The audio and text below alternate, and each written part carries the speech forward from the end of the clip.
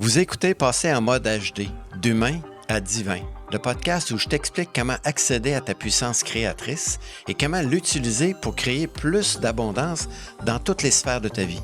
Je suis George Wright et dans ce podcast, je te montrerai comment devenir une meilleure version de soi et de créer la vie de rêve, celle que tu désires.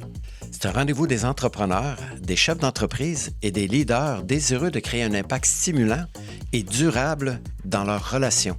Bonjour à tous et bienvenue dans l'épisode numéro 8 du podcast Passer en mode HD, d'humain à divin. Et aujourd'hui, j'ai le goût de vous parler de l'ego.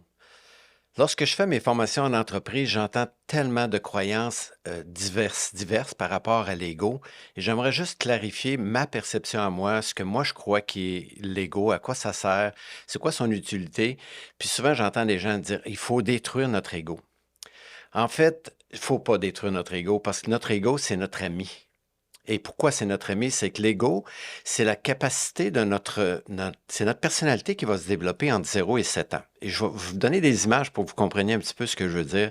Imaginez que vous êtes dans une pièce, dans la maison, puis en sortant de cette pièce-là, vous rencontrez une violence quelconque, une activité ou un événement qui n'est pas agréable, et automatiquement, l'ego va mettre en place un gardien de sécurité qui va faire en sorte que à chaque fois que je vais vouloir sortir de cet espace-là, l'ego va me dire, tu sais que si tu sors de là, ça risque d'être douloureux. Tu te souviens pas qu'on a déjà vécu une expérience comme ça. Donc, je vais, moi, mettre un gardien de sécurité pour t'empêcher de répéter l'erreur que tu as fait la première fois.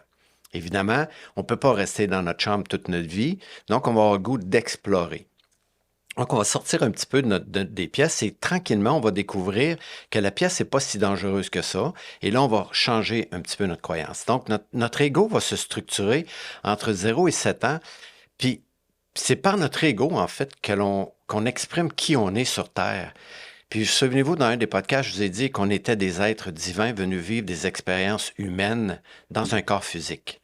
Donc, si on est venu vivre des expériences humaines dans un corps physique, des expériences spirituelles dans un corps physique plutôt, bien, il faut que j'aie un corps physique qui va me dire si l'expérience que j'ai est le fun ou pas le fun, si c'est agréable ou pas agréable, dangereuse ou pas dangereuse.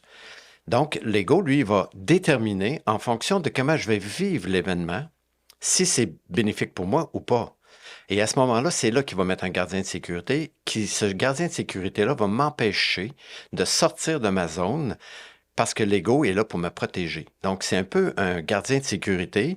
Il faut surtout pas détruire ça parce que si on détruisait notre ego, on serait en train de sauter du 100e étage en espérant être capable de voler comme Superman ou Batman. Et c'est pas possible. Donc, l'ego, son rôle principal, c'est d'être capable de me garder dans un environnement qui est sécure le plus possible. Évidemment, on va vivre des expériences, puis c'est là que ça devient intéressant de voir comment on a interprété les informations quand on était jeune, puis comment l'ego a récupéré ça pour notre bien-être, pour notre sécurité, pour notre confort. Donc, l'ego, il fait en sorte que il veut éviter à tout prix que je sorte de ma zone de confort parce qu'à l'extérieur de cette zone-là, ça pourrait être dangereux. Et si c'est dangereux, je pourrais même mourir. Donc, l'ego, qui est mon instinct de survie, il va m'empêcher de sortir de là parce qu'à l'extérieur, ça pourrait être plus dangereux que de rester dans ce qui est confortable. Vous comprendrez qu'on a plein de croyances depuis qu'on est tout petit, qu'est-ce qui est dangereux, pas dangereux. Puis dans mes formations en entreprise, je travaille dans un module complet où on va parler des croyances limitantes qui nous empêchent de réaliser notre plein potentiel. Imaginez pour un instant que vous êtes enfant et vous avez fait un dessin et vous êtes très fier de votre dessin, vous avez 5 ou 6 ans et vous allez le présenter à un adulte, puis l'adulte va vous dire « c'est donc bien laid ce que tu as fait ». C'est une joke peut-être que la personne va dire, ben oui, c'est une joke, mais l'ego, lui, il prend pas ça comme une joke, il prend ça comme un reproche, et automatiquement, lorsque je vais vouloir créer quelque chose en tant qu'adulte, mais mon ego va toujours me rappeler qu'il y a un danger de me faire critiquer, de me faire juger, de me faire dire que ce que je fais, c'est pas très, très bien.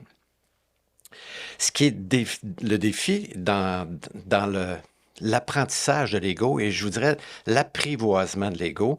C'est qu'en fait, dans une métaphore, il faut comprendre que l'ego, c'est comme un gardien que vous embauchez parce que vous avez plein de choses chez vous, des valeurs, des bijoux, des œuvres d'art. Et là, vous avez engagé un gardien de sécurité qui va être là 24 heures par jour, 7 jours par semaine pour protéger vos acquis.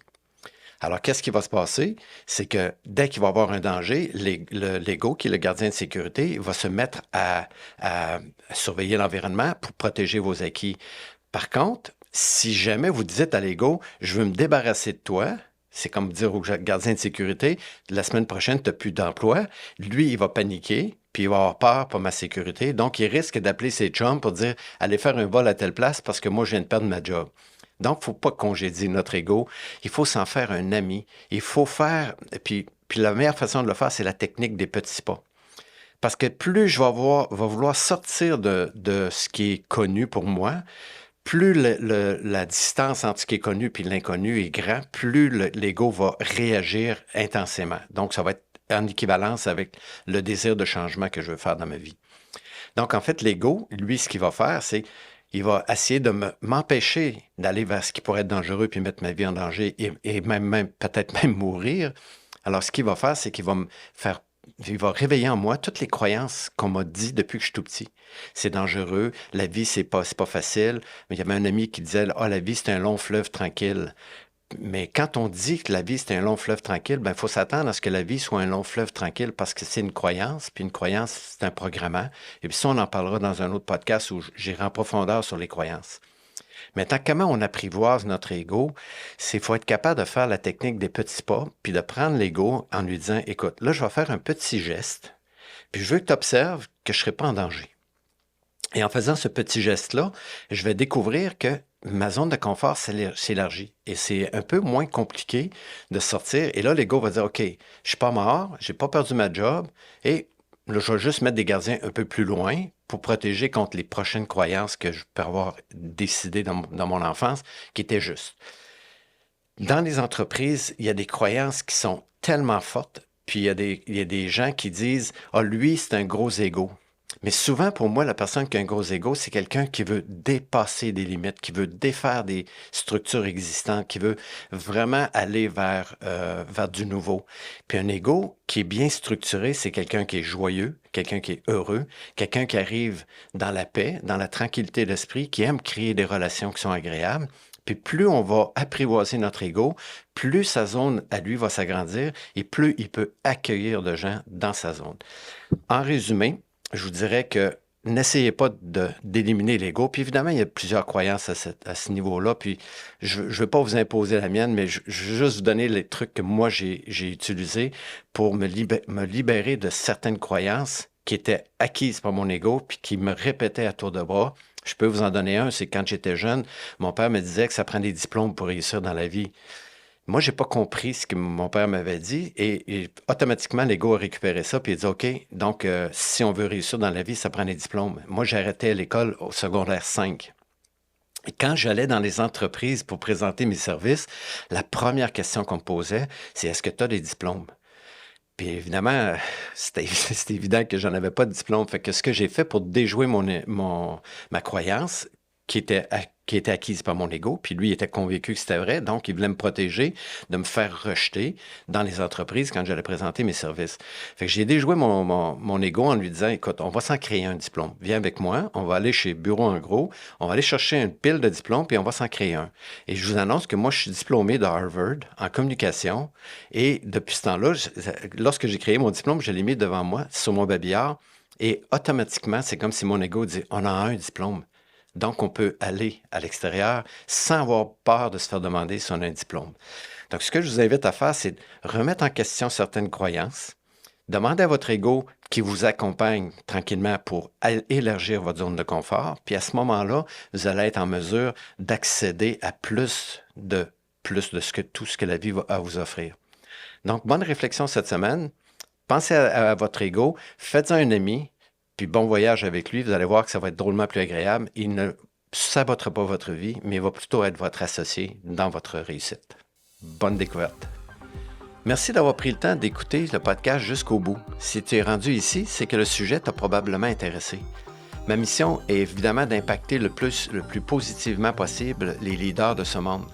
Si tu veux contribuer à ma quête, je t'invite à partager ce podcast avec tes connaissances, tes amis, via les réseaux sociaux. J'aimerais aussi lire tes commentaires. Puis si tu avais un sujet que tu aimerais que je traite, il me fera plaisir de l'adresser lors de mes prochains épisodes. Si tu peux aussi me rejoindre sur mon site web qui est writeexpert.com, sur mon Facebook commercial, sur mon LinkedIn et aussi sur ma chaîne YouTube. Et au plaisir de te revoir dans les prochains épisodes.